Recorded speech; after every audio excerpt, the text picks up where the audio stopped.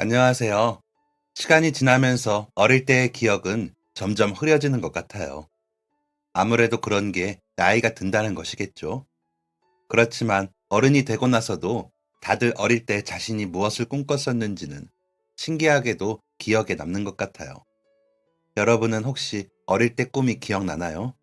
기억난다면 무엇이었나요? 저는 꿈이라고 말하면 매우 소박하게 느껴질 수도 있는데요. 아주 많은 장난감을 곁에 두는 게 꿈이었어요. 이런 말을 하면 사람들은 역시 어린아이가 꿈꿀 만한 것이라며 유치하다고 할 수도 있고, 그래서 꿈은 이루었는지 궁금하실 수도 있겠네요. 생각해보면 장난감은 모든 어린이의 꿈이기도 하죠. 장난감을 싫어하는 어린이는 아마 잘 없을 거예요. 종류도 무척이나 다양하고, 놀이 방법도 색깔도 모양도 정말 다양하죠.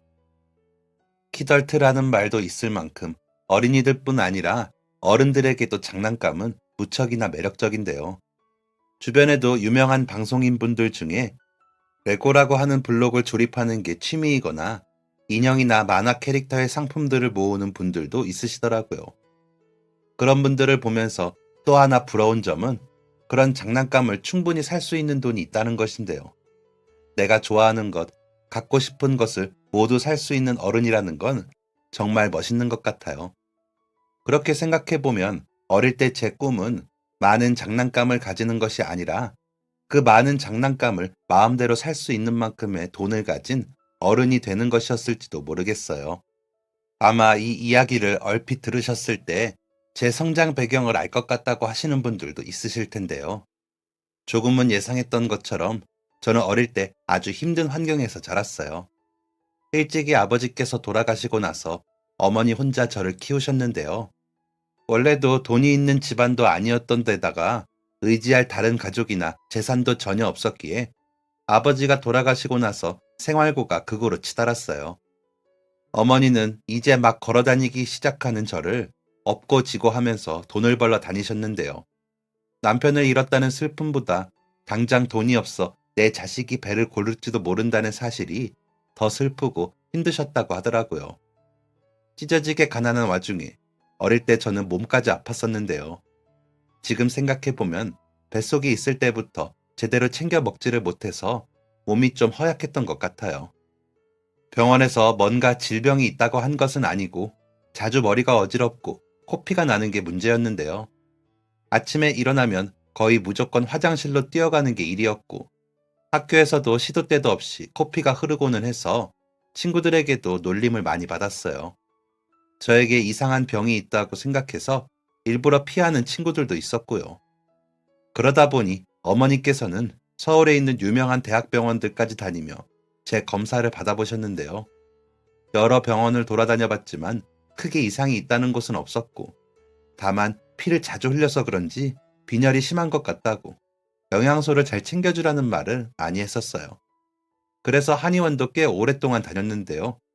한의원에서 몸에 좋다는 보약도 지어주셨는데 지금도 보약이나 한약은 가격이 꽤 비싼 편이더라고요.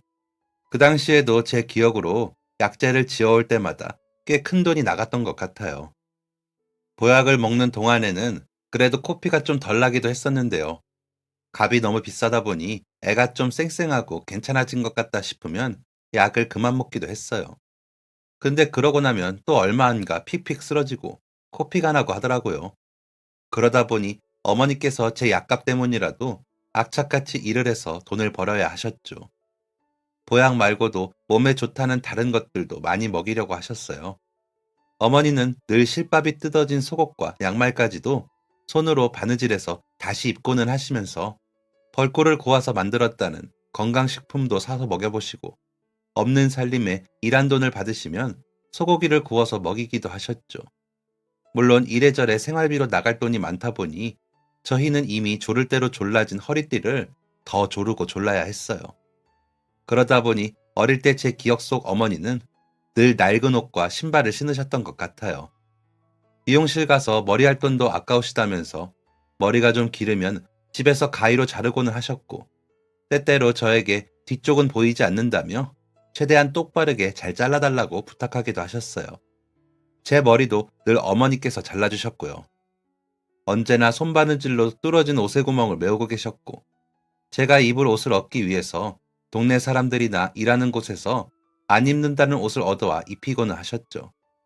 그러다 보니 저는 제가 기억하는 어린 시절부터 한 번도 새로운 물건을 사본 적이 없는 것 같아요. 옷, 신발, 가방, 책 등등 전부 동네 사람들에게 얻어오거나 혹은 중고장터 같은 곳에서 사오는 거였죠. 새 옷, 새 신발, 새 가방. 전부 제가 한 번도 가져보지 못한 것들이었어요. 옷이나 신발 같은 생필품을 사는 것도 온전히 새 것을 살 수 없는 형편이었으니 장난감 같은 건 정말 꿈도 꾸지 못했죠. 게다가 제 병원비에 약값까지 나가고 있었으니 더더욱 저는 어머니에게 뭔가를 사달라고 조르지 못했어요. 일찍 철들었다고 해야 할까요? 5살, 6살, 아주 어릴 때도 어머니께 과자 하나 사달라고 조른 적이 없던 것 같아요. 그건 아마도 어린 제 눈에도 힘들게 일하는 어머니가 안타까워서, 그리고 저 때문에 어머니가 더 힘들게 일한다는 죄송함 때문이었던 것 같아요. 그 중에서도 어릴 때 제가 가장 부러웠던 것이 장난감이었어요. 병원에서 검사 받을 때도 다른 친구들은 무서워하지 말라고, 울지 말라고 부모님이 장난감을 쥐어주시는데 저는 그런 게 없었죠. 가끔 제 차례를 기다리거나 검사 결과가 나올 때까지 소아과 병동에 있는 놀이공간에서 기다릴 수 있었는데요. 그때 거기 있는 책들을 마음대로 꺼내서 읽고 장난감을 가지고 놀면서 너무 기분이 좋고 행복했던 게 지금까지도 기억이 나요. 그래서 참 철없는 생각이지만 그것 때문에 병원에 또 가고 싶다는 생각을 했었죠. 학교에 가기 전에는 집에서 거의 저 혼자 시간을 보내다 보니 장난감을 크게 부러워할 만한 상황이 없었어요. 병원에 있는 장난감이 집에도 있었으면 좋겠다고 생각하기는 했지만 그래도 그냥 병원에서 가끔 노는 것만으로도 만족했죠. 하지만 초등학교에 입학한 후에는 달라졌어요. 친구 중에 자기 장난감을 자랑하려고 몰래 학교에 가지고 오는 애들이 있었거든요. 그래서 그때 알게 되었죠. 아, 다른 친구들은 이런 장난감을 집에 하나씩은 가지고 있구나. 그동안 우리 집이 너무 가난해서 없었던 거구나 하고 말이죠. 친구들 집에 몇 번 놀러 갔을 때는 더더욱 놀랄 수밖에 없었어요. 어떤 친구는 바구니 하나에 장난감이 가득 들어있기도 했고, 또 어떤 친구는 방 하나가 장난감으로 가득 차 있기도 했거든요. 다들 장난감을 가지고 있는 개수는 달랐지만 집에 하나씩은 가지고 있다는 게 놀라운 점이었죠. 하지만 그런데도 차마 어머니에게 나도 장난감이 가지고 싶다고 이야기할 수는 없었어요. 어머니께서 저를 위해 얼마나 고생하시고 자신의 젊음과 체력을 희생해서 저를 돌보고 있으신지 알았으니까요. 거기에 제가 장난감을 가지고 싶다고 어머니를 더 힘들게 할 수는 없었죠. 그래도 늘 나도 장난감을 가지고 싶다고 생각했어요. 우리 집이 장난감으로 가득 찬다면 어떤 기분일까 하는 상상도 해봤죠. 혹시나 어머니께서 어느 날 이번에는 돈을 많이 벌었으니 가지고 싶은 장난감을 사주겠다고 하면 나는 뭘 사야 하지? 무엇을 고르지? 같은 상상도 했었죠. 그러면서 가슴 한편에 언젠가 우리 집에 돈이 많이 생겨서 나도 장난감을 가질 수 있으면 좋겠다는 꿈을 키웠어요. 차마 살 수 없었던 장난감에 대해서는 그림으로 그 빈자리를 채우기도 했어요. 물감이나 크레파스가 있던 것은 아니었지만 연필 하나를 가지고 혼자 학교에서 가져온 이면지나 어머니가 쌓아두신 신문지 같은 곳에 그림을 그리기도 했죠. 친구 집에서 봤던 장난감을 그림으로 그리기도 했고, 내가 가지고 싶은 장난감을 따라 그리기도 했어요. 만약 내가 장난감을 만들 수 있다면 어떤 것이 좋을까를 상상하면서 제 상상 속 장난감을 그려내기도 했죠. 별다른 특별한 도구도 꾸미는 재료도 없었지만 그래도 종이에 장난감을 그리는 순간은 행복했어요. 마치 제가 그 그림 속에 있는 장난감들을 다 가질 수 있을 것만 같았고 가지고 있는 것만 같은 느낌이 들었거든요. 그래서 저에게는 장난감은 따로 없었지만 광고지나 이면지, 신문지 위에 그림을 그리는 게 일종의 취미이자 제 유일한 장난감이었어요. 그러다 보니 저는 학교에 있는 시간이 좋았어요. 학교에서는 공용으로 쓰는 이면지 같은 것도 더 많고 색연필이나 사인펜들도 있었거든요. 재밌는 책들도 마음껏 볼 수 있고 장난감으로 만들 수 있을 만한 수수깡이나 색연필 같은 재료들도 있었어요. 그리고 특히 제가 좋아했던 것은 놀이터예요. 철봉도 미끄럼틀도 전부 공짜로 사용할 수 있었고 바닥에 모래를 가지고 친구들이랑 땅 파기도 하고 수도가에서 물을 따라와서 부어서 모래성도 만들고 반죽놀이도 했었거든요. 그때의 저에게는 흙이나 물, 나뭇잎 등이 모두 저의 장난감이었어요. 혼자서 맨날 이것저것 많이 만들고 그리고 놀아서 그런지 미술에 재능이 있었어요. 어릴 때야 뭐 조금만 잘 그려도 잘하는 것처럼 보이고는 하니까 스스로도 별로 대수롭지 않게 생각했어요. 반에서는 미술학원에 다니는 친구들도 있었는데 저는 그런 걸 배운 것도 아니었고 재료도 어떤 친구들은 외국에서 사왔다는 고급 물감 같은 것을 쓰는데 저는 학교에 있던 재료나 물려받은 것들이 다였거든요. 선생님께서 잘한다고 이야기할 때면 그냥 내가 다른 친구들보다 아주 조금 더 잘했나 보다 라고 생각하고 말았어요. 학교 게시판에 자주 제 그림이 붙기 시작하면 내가 정말 다른 친구들보다 잘하나? 하는 생각을 하기 시작했어요. 교내에서 상을 받은 적이 있었는데 그때 확신하게 되었죠. 내가 진짜 그림을 잘 그리는구나 하고요. 어머니에게는 말하지 않았어요. 일 때문에 바쁘신데 괜히 신경 쓰이게 하고 싶지 않았거든요. 상을 받았을 때는 이런저런 대회에서 상을 받았다고 이야기하긴 했지만 어머니께서는 그냥 학교 애들 다 하나씩 주는 그런 상이겠지 하며 크게 의미를 두지 않으셨어요. 중학생이 될 때쯤부터는 건강이 훨씬 괜찮아졌어요. 남들보다 키가 큰 것에 비해 마른 몸이라 체력이 안 좋기는 했지만 그래도 코피가 나는 횟수도 훨씬 줄어들었죠. 아마 어릴 때 면역력을 기르느라 보약이랑 이것저것 건강식품을 챙겨 먹은 게 효과가 있었나 봐요.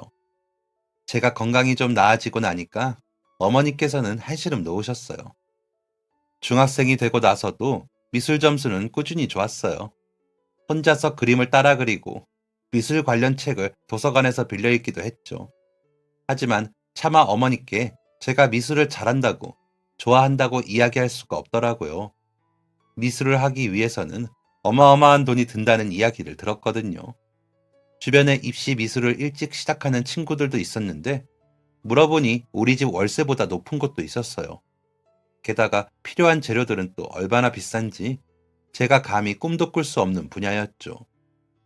제가 괜찮아져서 한실은 놓은 것도 잠시, 어느 순간부터인가 어머니께서 안색이 좋지 않았어요. 무슨 일인지 여쭈어도 그냥 요즘 일 때문에 피곤해서 그런가 보다 이야기하시며 쉬면 괜찮아질 거라고 하시더라고요.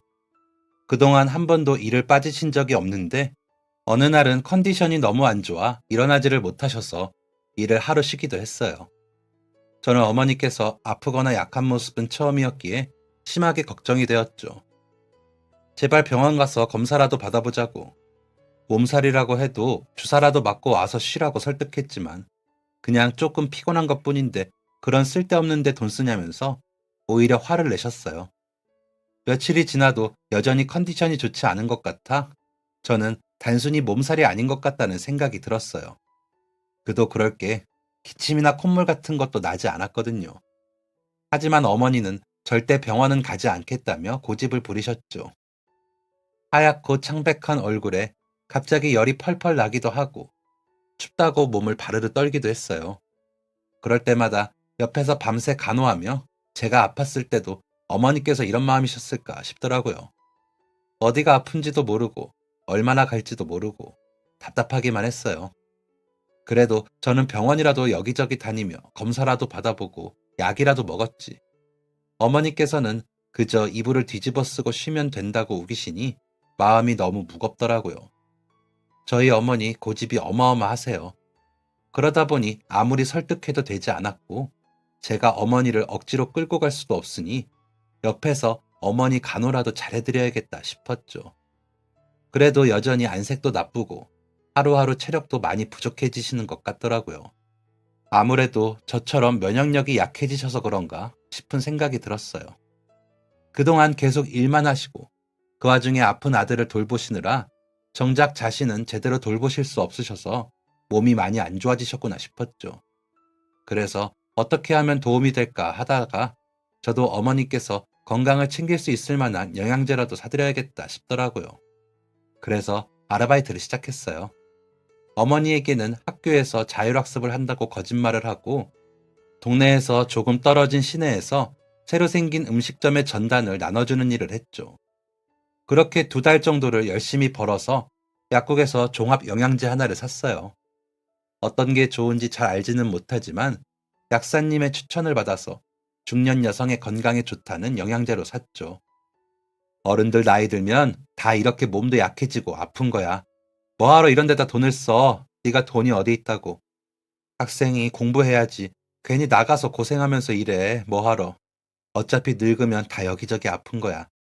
이렇게 해서 돈 벌었으면 그걸로 너 하고 싶은 거, 갖고 싶은 거나 사지. 어머니께서는 어디서 돈이 났냐고, 뭐하러 이런 쓸데없는 걸 사냐고 타박하시면서도 한참을 그 영양제를 손으로 만져보셨어요. 말씀은 그렇게 하셨지만 그래도 처음으로 아들이 돈을 벌어 해준 선물에 고마움과 미안함을 느끼고 있다는 것을 마음으로 알 수 있었죠. 저는 이제 좀 컸다고 장난감 같은 것을 사달라고 하거나 갖고 싶다고 하진 않았어요. 그때쯤부터 그렇게 장난감 가지고 놀기를 좋아하던 제 또래의 남자애들도 어느 순간부터인가 장난감은 애들이나 갖고 노는 거라며 등한시하기 시작했거든요. 그러면서도 다들 게임은 열심히 하는 것을 보면 뭔가 모순적이라는 생각도 들었어요. 장난감은 유치하고 아기 같고 게임은 좋아하다니 참 우습죠. 저 역시 아이들과 발맞춰 장난감 같은 거 누가 가지고 노냐고 말하기는 했지만 그래도 마음속으로는 늘 여전히 장난감의 1호 팬이었어요. 시간이 날 때면 쓸데없이 마트에 놀러가 장난감 코너에서 구경하기도 하고 친구들이 안 볼 때 몰래 문구점에서 요즘은 어떤 장난감을 가지고 노나 기웃거리기도 했죠. 그리고 집에 와서는 그림도 그리고 글도 쓰면서 오늘 본 장난감은 어떤 모양이었는지 그리고 어떻게 노는 것이었는지 마치 장난감 일기 같은 것을 작성했어요. 그리고 디자인이나 작동 방법을 활용해서 혹시 더 재밌게 놀 수 있는 방법은 없는지, 다르게 놀 수 있는 방법은 없는지를 상상해서 적어보기도 했죠. 여전히 제가 가지고 싶은 것이나 이런 장난감이 있었으면 좋겠다 싶은 것들을 상상으로 그려내기도 했고요. 하루를 마무리하며 잠자리에 들기 전에 장난감을 상상하고 그림 그리고 글을 쓰는 일은 제 유일한 취미이자 일상의 탈출구 같은 것이었어요. 그 시간 동안은 아주 즐겁고 행복했거든요. 저는 좋아하는 장난감 회사가 몇 군데 있었어요. 특히 그중 한 곳은 국내 회사였는데 그래서인지 더욱 정이 가더라고요. 장난감을 판매하는 곳에 가보면 다양한 국가에서 유명한 장난감들이 많은데 그 중에서 우리나라 회사의 장난감을 볼 때면 괜히 더 뿌듯해지고 그랬어요. 그래서 나중에 내가 저런 회사에 다니면서 장난감과 관련된 일을 해보면 어떨까 하는 상상을 해보기도 했죠. 특히 장난감을 만드는 일을 한다면 정말 기쁠 것 같았어요. 고등학교 입학을 한 지 얼마 되지 않은 어느 날이었어요. 집에 돌아오니 아침에 일을 나가셨던 어머니께서 집에 계시더라고요. 무슨 일인지 여쭤보니 일하다가 쓰러지셨다고 해요. 사람들이 병원으로 옮기려는 것을 말려 집으로 돌아오셨다고 하더라고요. 최근 들어 몸이 안 좋아서 일을 자주 쉬고 이번에는 아예 쓰러지기까지 해서 공장에서도 당분간 출근하지 말고 쉬라고 이야기하셨대요. 돌려서 말했지만 거의 퇴사 권유였죠. 어머니는 당장 자신이 일을 그만두면 생활비는 어떡하냐고 걱정하셨어요. 저는 돈은 저라도 벌어오면 되니 제발 어머니 건강부터 챙기자고 했죠. 계속해서 의견 차이를 보이다가 결국 이번에는 처음으로 어머니께서 두 손을 드셨어요. 사실 그만큼 어머니 몸이 좋지 않았다는 이야기겠죠. 학교를 그만둘까 생각도 했지만 어머니께서 크게 반대하셨기에 계속 다니면서 저녁에 아르바이트 했어요. 사실 저도 학교를 좋아했기 때문에 다행이다 싶었죠. 그렇게 몇 달 정도 지났을까. 집에 갔더니 어머니께서 너무 열이 심하게 나셔서 결국 응급실로 갔습니다. 눈 뜨자마자 병원에서 나가시겠다고 했지만 의사 선생님까지 말리시면서 검사를 받아보라고 하셔서 검사받게 되었죠. 그리고 받은 검사에서 저희는 절망했어요. 혈액암이라고 하더라고요. 그동안 많이 힘들고 아프셨을 텐데 어떻게 참으셨냐며 선생님들이 되려 놀라시더라고요. 지금이라도 당장 입원해서 치료를 받아야 한다고요. 어머니는 한참을 우셨어요. 그동안 열심히 일하고 돈 벌면서 그 돈 모아 나중에 제 대학 등록금을 해주려고 하셨다고 해요. 그런데 지금 자신의 병원비로 날리게 생겼으니 어떻게 하냐며 엉엉 우시더라고요. 어머니께서 그렇게 슬퍼하고 우는 모습은 처음이라 너무 당황스러웠어요. 병원에서는 골수이식 대상자로 올린 후 경과를 지켜봐야 한다고 하더군요. 맞는 이식 대상을 찾는 게 쉬운 일은 아니기 때문에 시간이 더 걸릴 수도 있다고요. 저는 미성년자인데다가 맞는 대상이 아니라 어머니께 도움을 드릴 수 없었어요. 저 역시 어머니를 도울 수 없다는 생각에 어깨가 처져 있는데 창백한 얼굴의 어머니께서 제 손을 잡으시면서 말씀하시더라고요. 너 때문이 아니야. 네가 잘못한 건 하나도 없어. 수술하면 금방 괜찮아질 거니까 너는 아무 걱정하지 마라. 엄마가 미안하다. 그동안 치료를 받으면서 어머니는 이식 수술을 기다렸어요. 아버지와 어머니 소원이 아들이 학교는 마치는 거였다며 무슨 일이 있어도 고등학교까지는 꼭 졸업하라고 신신당부하셨죠. 저는 생활비라도 보태기 위해서 학교에 다니면서 계속 아르바이트하고 시간이 날 때면 어머니를 돌봤어요. 골수 기증을 기다리는 분들이 워낙 많기 때문에 어머니가 받을 수 있을지 막연히 기다려야 하는 상황이었어요. 생각보다 시간은 오래 걸렸고 저는 어머니께서 위험한 상황이 되실까봐 걱정이 많은 상태였죠. 그리고 마침내 맞는 이식 대상자가 나타났죠. 상담도 진행하고 기증도 하시겠다고 하면서 드디어 이제 다 일이 잘 풀리는구나 싶었어요. 검사까지 모두 진행했고 이제 본격적으로 수술을 진행하기 전 과정이 어떻게 진행되는지 설명까지 들었어요. 골수 이식을 위해서는 전 처치도 해야 하기 때문에 여러 가지 준비해야 할 사항들이 많았어요. 드디어 수술받고 어머니께서 나아질 거라는 기대를 하고 있었는데 마지막에 수술 날짜를 조율하던 중 갑자기 기증자가 연락받지 않았어요. 여러 차례 센터에서 연락을 해주었다고 하지만 아예 답이 없었다고 하더라고요. 생각보다 이런 사례가 많다고 했어요. 센터에 기증 의사를 보였지만 막상 맞는 대상이 나타나면 기증 의사를 철회하거나 혹은 회사에서 휴가를 낼 수 없다며 포기하는 분들도 있다고 해요. 각자의 사정이 분명히 있겠지만 이 순간만을 기다리던 저와 어머니는 한순간에 무너졌어요. 이제 이 긴 기다림을 다시 해나가야 하는 상황이었죠. 그런 상황을 겪으며 저는 성인이 되자마자 센터를 통해서 골수 이식자 등록을 했어요. 누군가 제 도움이 필요하다면 꼭 돕겠다고 다짐을 했죠. 저희 어머니를 통해서 겪어보니 그 심정을 알겠더라고요. 어렸을 때 건강이 좋지 않았기 때문에 혹시나 대상이 되지 않으면 어쩌나 걱정했죠. 그래서 운동도 열심히 하고 식사도 균형 있게 챙겨 먹으려고 노력했어요. 어릴 때랑 비교도 되지 않게 겉모습부터 건강함이 느껴지는 청년이 되었죠. 그래서인지 다행히 골수 기증자로도 통과되어서 센터에 등록을 할 수 있었어요. 어머니께서 기증 대상을 기다리느라 얼마나 고생하셨는지 누구보다 잘 알기 때문에 했던 일이었어요. 골수 기증이 간절한 사람들이 얼마나 많은지, 그리고 맞는 대상을 찾을 수 없어 오랜 시간 아프면서 고통받을 당사자와 가족들의 마음을 알기 때문이었죠.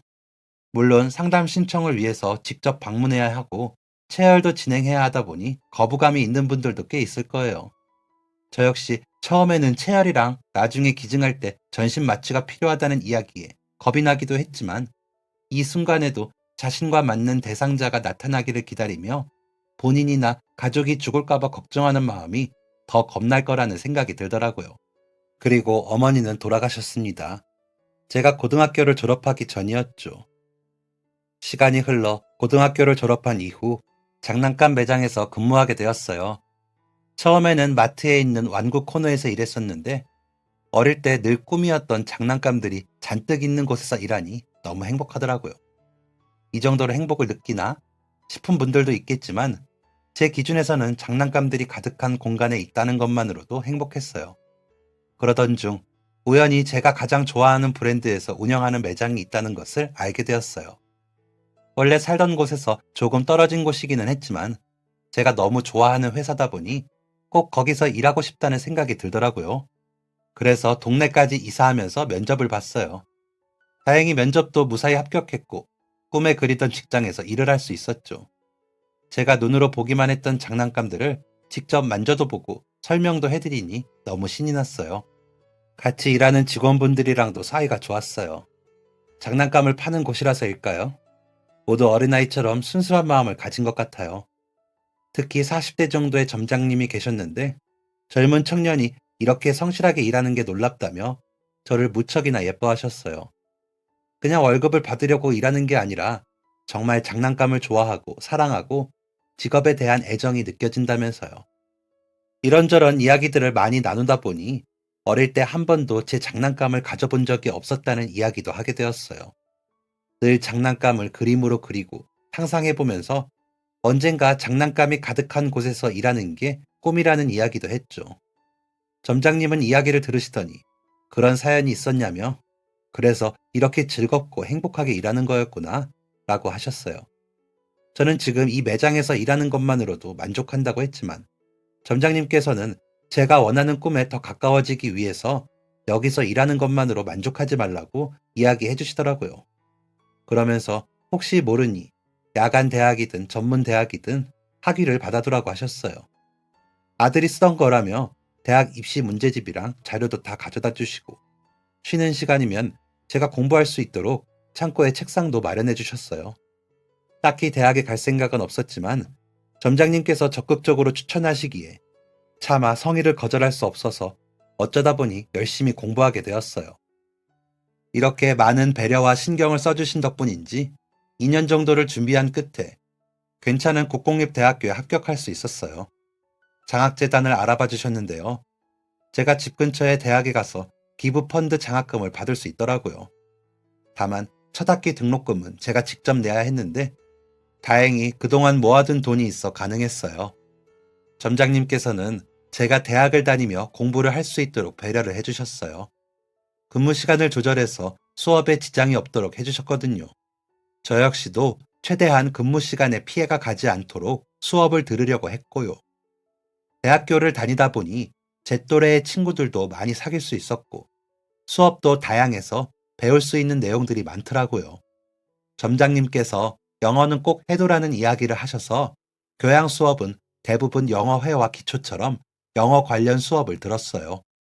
대학에 입학하고 얼마 지나지 않아 점장님께서 사무실로 저를 불러 이야기할 게 있다고 하셨어요. 사무실로 가보니 컴퓨터로 뭘 보여주셨는데요.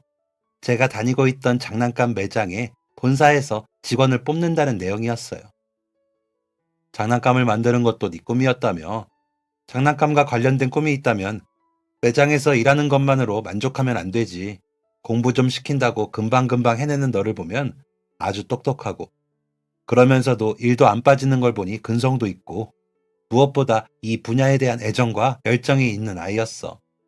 여기 매장에서 판매하는 일만으로는 아쉬운 친구라고 생각이 들었다. 그래서 내가 지난번 본사 갔을 때 슬쩍 알아보니 본사에서 공채를 뽑을 때는 대학 졸업 이상의 학력이랑 영어 점수가 필요하다고 하더구나. 그래서 너한테 그런 공부를 해보라고 했던 거야. 알고 보니 점장님은 제가 어릴 때 꿨던 꿈을 제대로 이뤄주기 위해서 그런 공부를 제안하셨던 거였어요. 저는 회사에 입사하겠다는 생각은 하지 못하고 그저 장난감 매장에서 일하는 것만으로도 행복하다고 생각했었는데 우물안 개구리처럼 좁은 세상만 보던 저에게 더 넓은 세상을 알려주고 싶으셨던 거죠. 제가 전혀 생각해보지 못했던 부분이었고 저는 회사라는 게 저처럼 고등학교만 겨우 졸업한 사람이 아닌 대학도 다니고 공부도 많이 한 친구들이 가는 곳인 줄만 알았거든요. 잘 모르겠지만 뭔가 제가 갈 수 없는 곳이라고만 생각했었어요. 하지만 점장님 말씀대로 시도해보니까 대학도 붙어서 졸업하게 되었고 영어는 일할 때 쓰는 단어 몇 개가 다라고 생각했는데 남들이 부러워할 만한 영어 점수까지 받게 되었어요. 그동안 내가 너무 몰라서 나 자신을 낮게 평가했구나 싶은 생각도 들더라고요. 매년 공채를 뽑는다는 이야기를 듣고 본격적으로 회사에 입사하기 위해서 준비했어요.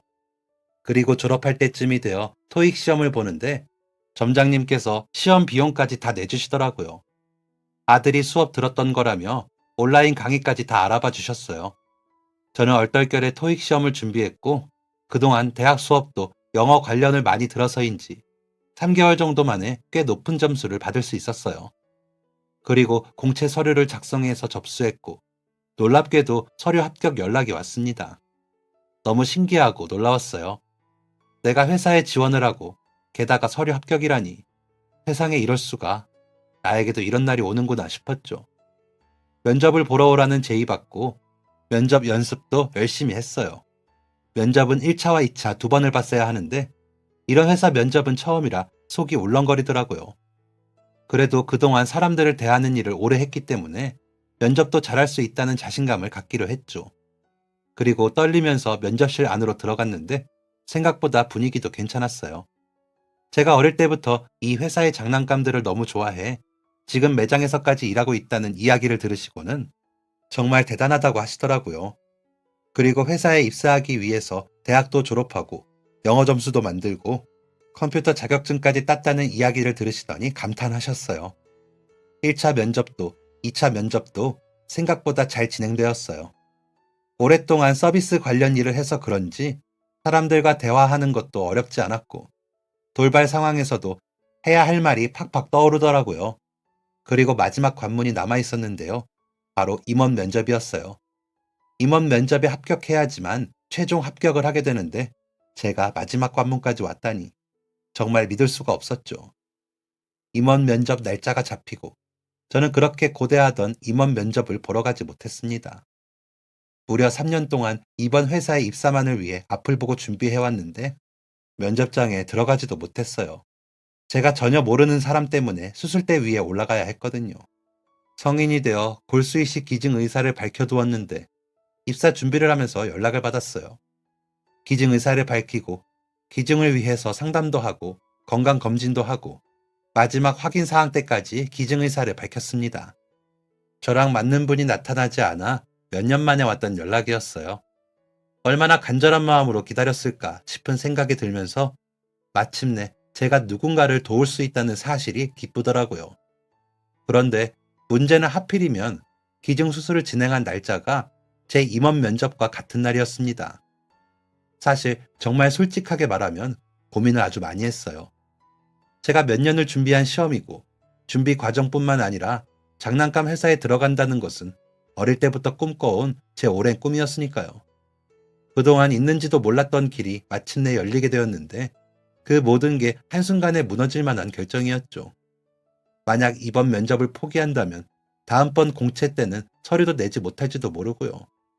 솔직히 말해서 면접을 포기한 사람이 또 공채 지원을 한다면 누가 뽑아주고 싶겠어요. 제 인생이 달린 일이었기에 격렬하게 고민했습니다. 하지만 결국 저는 골수기증을 하기로 했어요.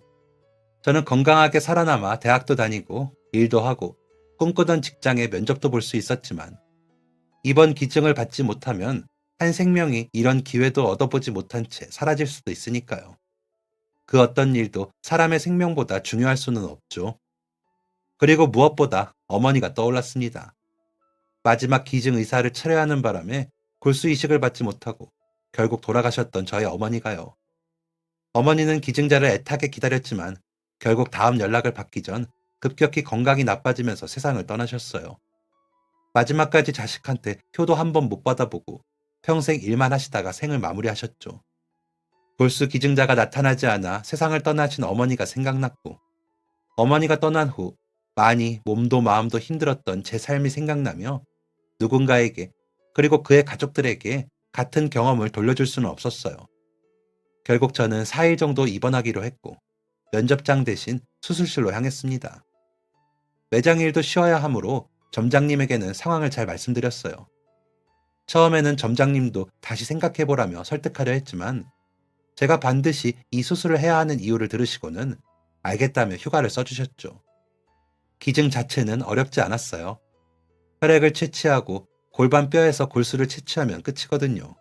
마취 때문에 걱정하는 분들도 있지만 수술도 3, 4시간 정도라서 금방 끝나고 퇴원하고 나서는 바로 일상생활도 가능해서 전혀 문제가 되지 않았어요. 수술과 회복을 마치고 매장으로 돌아갔어요. 마지막 면접에 참석하지 못했으니 당연히 저는 공채 지원에서 떨어졌죠. 제 처음이자 마지막 기회라고 생각했고, 결국 이 길은 나와 맞지 않는 길이었구나 라는 생각이 들었어요. 매장으로 복귀한 제 모습을 보며 점장님은 큰일 했다고 제 어깨를 두드려 주시면서도 씁쓸한 표정을 하고 있으시더라고요. 그래도 제가 한 생명을 살렸다는 사실이 저를 뿌듯하게 했어요. 어머니는 도와드릴 수 없었지만 그래도 내가 마침내 누군가의 생명을 구하게 되었다고 하는 마음에 가슴이 벅차오르더라고요.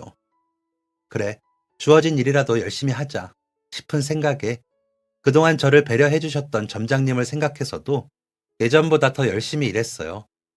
그렇게 몇 주가 지났는데 갑자기 모르는 번호로 연락이 오더라고요. 전화를 받아보니 제가 지원했던 회사의 인사팀이라고 하며 통화가 가능한지 물었죠. 저는 통화 괜찮다고 이야기하시라고 했는데 제가 골수 기증을 한 것이 사실이 맞는지 물어보시더라고요. 맞다고 대답을 드리자 그러면 수술받은 병원과 관련 서류들을 회사에 이메일로 보내달라고 하셨어요. 그때는 왜 그런 질문을 하시는지 몰랐어요. 임원 면접을 포기했으니 포기에 대한 합당한 이유를 작성해야 되는 건가 하는 생각을 했죠. 제가 골수를 기증한 사실은 어떻게 알았는지 의문이었어요. 저는 병원과 센터에 연락해 수술에 관련된 서류들을 받을 수 있는지 물어보았고 서류를 받아 인사팀 분에게 메일로 보내드렸어요.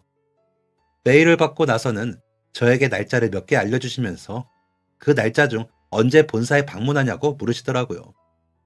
이게 대체 다 무슨 일이지 싶어서 혹시 제가 뭐 잘못한 것이 있는지 물었어요. 그랬더니 정말 놀라운 대답을 들었습니다. 무려 제가 포기했던 임원 면접을 다시 본다고 하더라고요. 깜짝 놀라서 저도 모르게 매우 큰 목소리로 예? 하고 소리치고 말았어요. 전화를 하시던 분은 깜짝 놀랐다며 허허 웃으시더니 임원 면접 때 골수 기증으로 인해서 포기하게 되었다는 이야기를 저희 매장 점장님에게 들었다고, 그래서 회사에서도 면접을 다시 한번 보기로 결정했다고 하더라고요. 그러고 보니 얼마 전 점장님께서 교육 때문에 본사로 가셨던 일이 생각났어요. 그때 제 사정에 대해 이야기하셨구나 생각이 들면서 너무 감사하고 또 죄송하더라고요. 전화를 끊고 저는 바로 매장에 달려가 점장님에게 감사 인사를 드렸어요. 덕분에 임원 면접을 다시 보게 되었다고. 정말 감사하다고요. 그리고 마지막 임원 면접을 보게 되었습니다.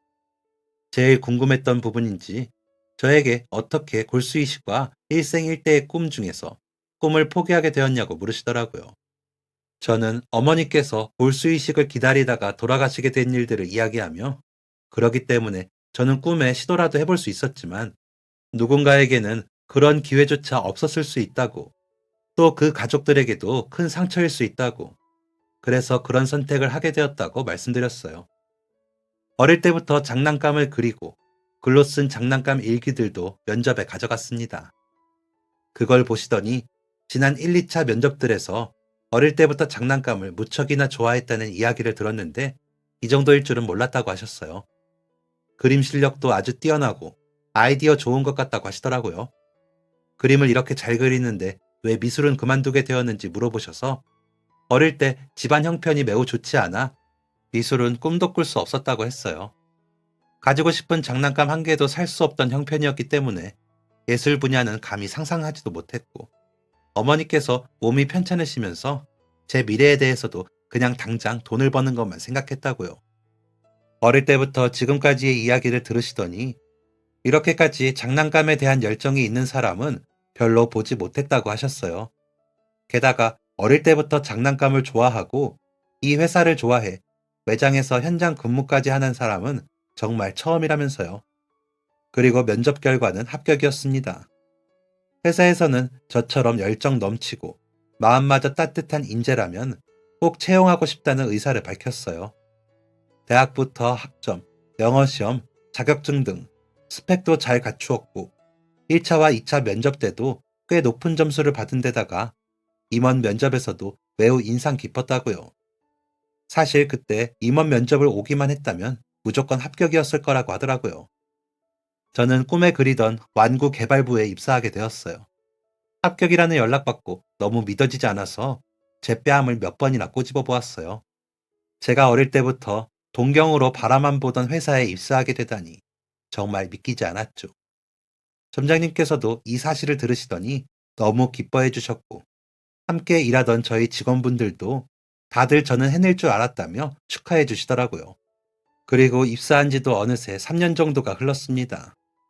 처음 하는 회사 생활은 어려운 부분도 많았고, 인턴을 경험해 본 친구들보다 부족한 점도 많았지만, 장난감에 대한 지식과 열정만은 그 누구에게도 뒤지지 않았어요. 그러다 보니 입사에서도 정말 열심히 일했고, 회사분들도 다들 대단한 청년이라며 좋게 봐주시더라고요. 회사에 입사하고 나서도 점장님과 가끔 만나 이야기를 나눠요. 제가 이 자리에 올 수 있었던 것은 그분의 영향이 매우 컸으니까요. 그리고 하늘에 계신 어머니에게 편지도 적어서 넣어드렸어요. 하늘에서도 저를 신경 써주고 제가 잘 될 수 있도록 도와주셔서 너무 감사하다고요. 또 앞으로도 더 승승장구할 테니 계속 지켜봐 달라고요. 저는 앞으로 또 기회가 된다면 기증하고 싶어 센터에 계속 기증 의사를 밝혀둔 상태입니다. 그리고 제가 받은 월급으로 센터의 기부를 통해 더 많은 사람이 골수이식을 할 수 있도록 써달라고 했어요. 맞는 기증자를 찾지 못해 수술받지 못하는 사례가 많다고 들었고, 저 역시 기증자를 기다리다 사랑하는 가족을 떠나보낸 경험이 있으니까요. 어릴 때부터 꾸던 꿈을 이루고 나서 저는 매일 행복한 날을 살고 있어요. 그리고 여기서 멈추지 않고 앞으로도 더 많은 사람이 꿈을 꿀 수 있도록 할 거예요. 아이들에게는 멋진 장난감으로 꿈을 꿀 수 있도록 도와주고, 골수이식을 기다리는 분들에게는 기증자를 만나는 것으로 미래를 꿈꿀 수 있도록 도움을 드릴 건데요. 이 두 가지의 꿈을 이루기 위해서 매일매일 저 자신을 독려하고 있습니다. 그리고 제가 앞으로도 계속 열심히 살아갈 수 있도록 응원 많이 부탁드려요. 지금까지 사연 들어주셔서 감사합니다. 사연이 재밌으셨다면 구독과 좋아요를 눌러주세요. 감사합니다. 안녕히 계세요.